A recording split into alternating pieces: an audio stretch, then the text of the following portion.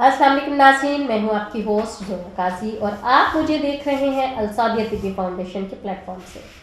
नाज़रीन, जैसा कि आप जानते हैं, अल-सौदिया तिब्बी फाउंडेशन के रिसर्च स्कॉलर हकीम सैफुल्लाह सिखो साहब किसी तारीफ के मोहताज नहीं। इन्होंने 60 से ज़ायद बुक्स लिखी हैं, जिसमें 55 बुक्स जिनसी तालीमात का है।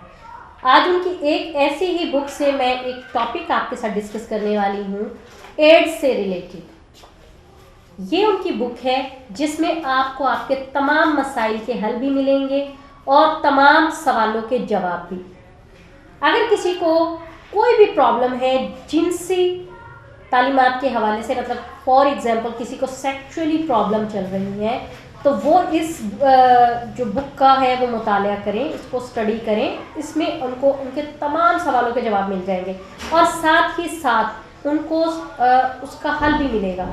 हकीम साहब ने बहुत ही नायाब नुस्खे इसमें शाया किए हैं और उन नुस्खों को आप यूज़ करके अपना जो है वो ट्रीटमेंट घर पर कर सकते हैं। जो लोग डॉक्टर्स के पास नहीं जाते हैं, जो लोग हकीमों के पास नहीं जाते हैं, या जो लोग शर्म के बारे किसी से डिस्कस नहीं कर पाते हैं, वो इन बुक्स को ईजीली स्टडी करके अपना ट्रीटमेंट घर पर ही कर सकते हैं। लेकिन ध्यान रखें कि जो नुस्खा जैसे बताया हुआ है वैसे ही किया जाए तो आपको शफा होगी, अदरवाइज आपको कमी बेशी की वजह से कोई नुकसान भी हो सकता है। तो आज हम जो आपके साथ डिस्कशन करेंगे वो इसी बुक से रिलेटेड है, जिसको बहुत सारे लोगों के माइंड में जो सवाल आते हैं, जैसे कि मर्दाना उज़्वे मखसूस, उज़्वे ख़ास की वजह से उनको बहुत सारी तकलीफ़ें होती हैं, परेशानियां होती हैं। बहुत सारे लोगों को यही नहीं पता होता कि ख़तना क्यों करवाते हैं। मुस्लिम लोगों को तो ये पता है कि ये एक सुन्नत है, लेकिन नबी पाक सल्लल्लाहु अलैहि वसल्लम के दौर से पहले के जो लोग थे वो क्या करते थे? वो लोग इसको रिलेटेड कर देते थे लाइक दैट, जिसको नहीं पता था हिंदू मज़हब से रिलेटेड थे, यानी कि जो बुतों को मानते थे, देवताओं को खुश करने के चक्करों में वो जिस्म का एक हिस्सा काट के फेंक देते थे, जी ये बलि चढ़ गई, जो भी ऑल दैट। मुझे मतलब इन चीज़ों का इतना नॉलेज नहीं है, लेकिन सुनने में ये आया, ये रिसर्च से साबित हुआ है कि वो लोग इस वजह से ख़तना करवाते थे। लेकिन असल में ख़तना जो है वो सुन्नत नबवी है। ये बहुत बाद में लोगों को पता चला, लेकिन उससे पहले यहूदी, ईसाई इस लोग ख़तने को करवाते थे। कुछ लोग इसको कंसिडर करते थे जिस्म की साफ़ सफाई से, कुछ लोग देवताओं को खुश करने के चक्करों में, कुछ लोग इसको जिस्मानी मतलब अपने उज़्वे ख़ास की खूबसूरती के लिए करवाते थे। अब यहाँ कहना ये गलत नहीं होगा कि जिस्म की साफ़ सफाई तो लाजमी है, क्योंकि इसका कुरान पाक में भी जिक्र है कि सफाई निस्फ ईमान है। जब आप अपनी सफाई रखते हैं, अपने जिस्म की सफाई रखते हैं, तो आपकी 75% जो डिजीज़ है वो ख़त्म हो जाती है। लेकिन आजकल के दौर में लोग समझते नहीं हैं इस चीज़ को। वो कहते हैं अच्छा आज नहा लिया, 2 दिन ठहर के नहाएंगे, कोई बात नहीं, कल तो नहाए थे। सर्दियों में ये मोस्टली देखा जाता है कि 15-15, 20-20 दिन लोग नहाते नहीं हैं। अब जो उज़्वे मखसूस की साफ़ सफाई है, ख़तने से रिलेटेड बात है, तो मैं आपको ये बताती चलूँ कि अगर ख़तने करवाए जाते हैं तो ये एड्स को रोकने में 95% काम करता है, क्योंकि इसकी जो फर्स्ट झिल्ली होती है, ये रिसर्च से साबित किया गया है, जो कि डॉक्टर रोनाल्ड की रिसर्च है, डॉक्टर प्लेमर की रिसर्च है, डॉक्टर एस खन्ना शुमाली की रिसर्च है, कि ये एड्स को कम करने में बहुत ही ज़्यादा फ़ायदेमंद है। इसलिए ख़तने करवाना बहुत ज़रूरी है। आप ख़तने करवाएं ताकि एड्स जैसी मौजी मर्ज से आपको छुटकारा मिल सके। रिसर्च की गई कि जो ख़वातीन हैं उनको विजाइना कैंसर जो है वो क्यों होता है, या HIV क्यों होता है, तो पता चला, रिसर्च से पता चला कि ये मोस्टली ख़तने ना करवाने की वजह से भी होता है। मुस्लिम ख़वातीन में रिसर्च की गई, जांच की गई, तो पता चला कि मुस्लिम ख़वातीन में ये 1% भी नहीं है, जबकि दूसरे मज़ाहब की या दूसरे लोगों की डॉक्टर एस खन्ना शुमाली ने ये जो अपने मज़हब की ख़वातीन का जांच किया, उनके टेस्ट किए, तो पता चला 75% ख़वातीन को जो कैंसर है या HIV है वो सिर्फ़ और सिर्फ ख़तने ना होने की वजह से हुआ है। जब उन्होंने वो झिल्ली के टेस्ट किए तो पता चला कि ये जो झिल्ली है ये एड्स फैलाने में सफ़े अव्वल पर है। इसलिए कहा जाता है कि सफाई निस्फ ईमान है। जिस्म की सफाई, अपने अंदर की सफाई, अपने प्राइवेट पार्ट्स की सफाई बहुत ज़रूरी है। आप ब्रश करें, आपके इंटरनली जितने भी मामलात हैं, आपका स्टमक ख़राब रहता है, आपका गला पक जाता है, आपकी बहुत सारी बीमारियां सिर्फ़ और सिर्फ दांत साफ़ करने से ही दूर हो जाती है।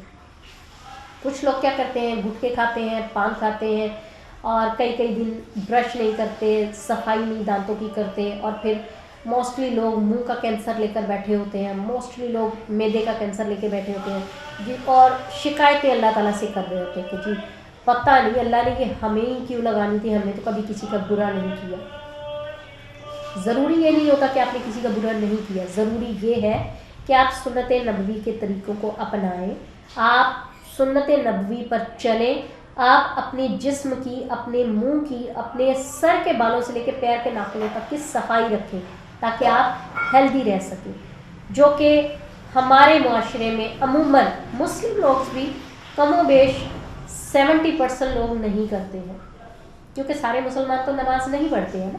अगर आप दिन में 5 वक्त वज़ू ही कर लेते हैं तो वो भी आपकी सफाई का बहुत बड़ा हिस्सा है, क्योंकि वज़ू करने से भी आपके सर के बालों से लेकर पाँव के नाखून तक आपकी बीमारियां झड़ती हैं, आपकी तमाम मुश्किलें दूर होती हैं। क्योंकि अगर आप बीमारियों से महफूज रहेंगे तो डेफिनेटली आप खुद को हशाश बशाश फील करेंगे। अब आपको बताती चलूँ कि जो HIV झिल्ली है, मतलब HIV बीमारी है, वो इस झिल्ली से कैसे बढ़ती है और इसको रोका कैसे जा सकता है। रोका तो आपको पता है ख़त्नों से ही जा सकता है, आप ख़त्ने करवा लें, इसमें 95% एड्स की और विजाइना कैंसर की बीमारी ख़त्म हो जाएगी। अब ये बढ़ता कैसे है, मोस्टली लोग अपने जिस्म की साफ़ सफाई नहीं रखते हैं, या जिन ख़वातीन को एड्स होता है, क्योंकि मोस्टली लोग शौकीन मिजाज होते हैं, वो अपनी बीवियों के अलावा बाहर अफेयर्स चलाते हैं, या ऐसी जगहों पर जहाँ जाते हैं जो ख़वातीन अपने जिस्म का कारोबार करती हैं, जिसको आप प्रोस्टिट्यूशन भी कह सकते हैं। अगर वो लोग उनसे मिलते हैं, मोस्टली ख़वातीन को डेफिनेटली प्रोस्टिट्यूशन में रोज़ाना तो टेस्ट होते नहीं हैं, रोज़ाना तबीयत बिगड़ती संभलती है और वो उनको नहीं पता होता कि इसका क्या टेस्ट करवाना है। कई लोगों को HIV भी होता है, कई ख़वातीन को, तो वो बीमारी वहाँ से लेकर भी घर आ जाते हैं। ऐसे में बहुत ज़रूरी है कि आप अपने जिस्म की साफ़ सफाई का ख्याल रखें, और ये जो शौकीन मिजाजी है ये अगर आप अपने घर पर ही दिखाएं तो आप दोनों मियाँ बीवी इस मौजी मर्ज से बच सकते हैं।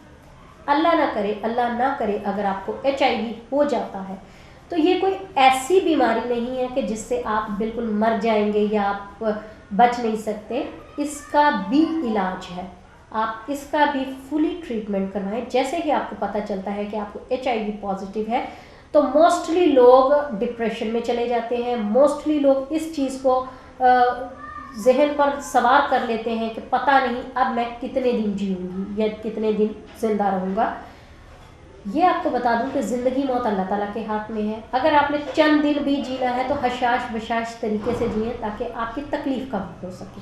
लेकिन अगर आप में विल पावर ज़्यादा है तो आप HIV जैसी बीमारी से भी लड़ सकते हैं और सेहतमंद हो सकते हैं। बहुत सारी ऐसी मिसाल हमारे पास मौजूद हैं। डॉक्टर रोनाल्डो ने एक पेशेंट का इलाज किया जो कि HIV पॉजिटिव थी। उसके अलावा डॉक्टर प्ल्यूमर ने इलाज किया कुछ कपल्स का जो कि HIV पॉजिटिव थे। ये मुमकिन है और हो सकता है। तो आप अपने आप को बेहतर है कि अपने बच्चों के फ़ौरन ख़त्ने करवाएं, और जैसे ही बच्चे पैदा होते हैं उनके ख़त्ने करवा दिए जाएं, क्योंकि बचपन में बच्चों को तकलीफ़ कम होती है और बच्चे ईज़िली इसको मैनेज भी कर लेते हैं। ख़त्ने करवाने के बाद आप अपने जिस्म की सफाई रखें, अपने बच्चों के जिस्म की सफाई रखें, दांत रोज़ाना साफ़ करें ताकि आपको किसी किस्म का कोई प्रॉब्लम ना हो और डॉक्टर के पास कम से कम जाना पड़े। उम्मीद है आपको मेरी ये वीडियो लाजमी पसंद आई होगी, और इसको अगर आपने पसंद किया है तो लाइक करें, शेयर करें और हमारे चैनल को सब्सक्राइब करें, बेल आइकन का बटन दबाएँ ताकि मैं मज़ीद आपके पास ऐसी वीडियोज़ लेकर आती रहूँ। इसके साथ मुझे इजाज़त दीजिए। अल्लाह हाफ़िज़। मजीद इन्फॉर्मेटिव वीडियोस के लिए हमारे चैनल को सब्सक्राइब करें और बेल आइकॉन प्रेस करें। शुक्रिया।